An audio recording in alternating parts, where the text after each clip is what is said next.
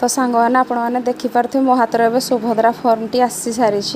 तो सुभद्रा फॉर्म आप कौन कौन फिलअप करेंगे आ कौन कौन डॉक्यूमेंट दरकार तो मुझे डिटेल रे ही जनइबी। तो ये आप देखिपे Subhadra form toll free number देइछि।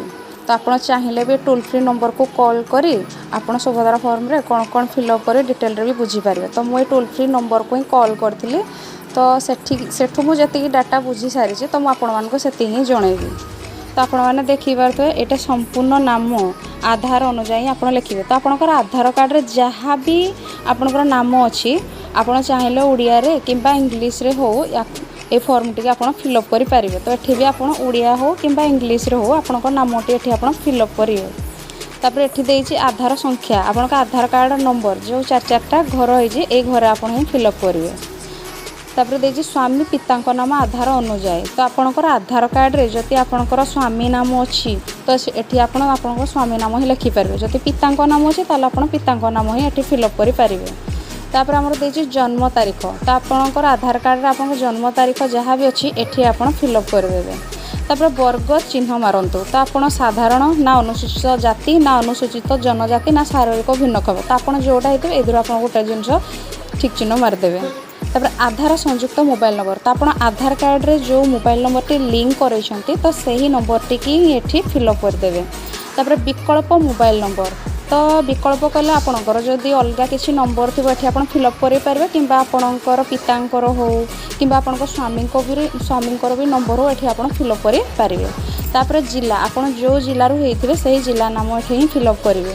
तार ग्रामांचल निमंते ग्राम। तो आपणकर ग्राम नाम जहाँ ये आप फिलअप करेंगे। आपंकर ग्राम पंचायत जहाँ भी ये फिलअप करदे। तापर आप कौ ब्लॉक रू से ब्लॉक नाम ये फिलअप करदे। तापर सहरांचल निमंते वार्ड नंबर। तो आपंकर केत नंबर वार्ड तो से वार्ड नंबर टी आप फिलअप करदे। तापर ये देखिए उर्बान लोकाल बॉडी। तो उर्बान लोकाल बॉडी से मैंने ही सांग मैंने फिलअप करेंगे जो मैंने सहरांचल। तो आम हेले ग्राम तो ये आमको किसी फिलअप करार ही नहीं। तो सहर बा नगर तो आप जब सहर रही ये सहर ही फिलअप करेंगे। जदि नगर रही नगर ही फिलअप करेंगे। तापर आधार सक्षम संचय खाता थिबा बैंक नाम। तो आपण बैंक खाताटी रे जो बैंक नाम थी ये आप फिलअप करेंगे। तापर सांग मैंने आम पछपटे भी किसी जिन फिलअप करने दूसरी। तो ये आप डिटेल रे आपको भलसे आगे पढ़ी ने पढ़ी सारापर ये सबू जगार ही आमको ठीक चिन्ह ही मारिबार अच्छी। तो ठीक चिन्ह मारी सारापर तार पूरा शेष में आपने सांग देखिपे आवेदनकारी दस्तखत। तो ये आपंकर सिग्नेचर ही दरकार। जी आवेदन कर ही सिग्नेचर दरकार। आउ आप तारीख ही पकेबे। तो तारीख पकई सारापर आमर सुभद्रा फॉर्म टी पूरा भी आम फिलअप कर सारीचे।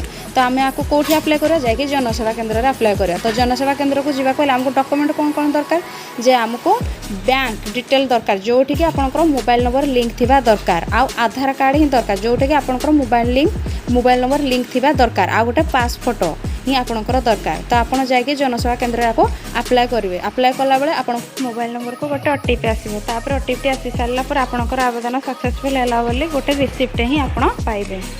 तो सांग मैंने आपको जब आम भिडटी भल लगी कमेंट बॉक्स रे निहाती जनइबे। तो जय जगन्नाथ।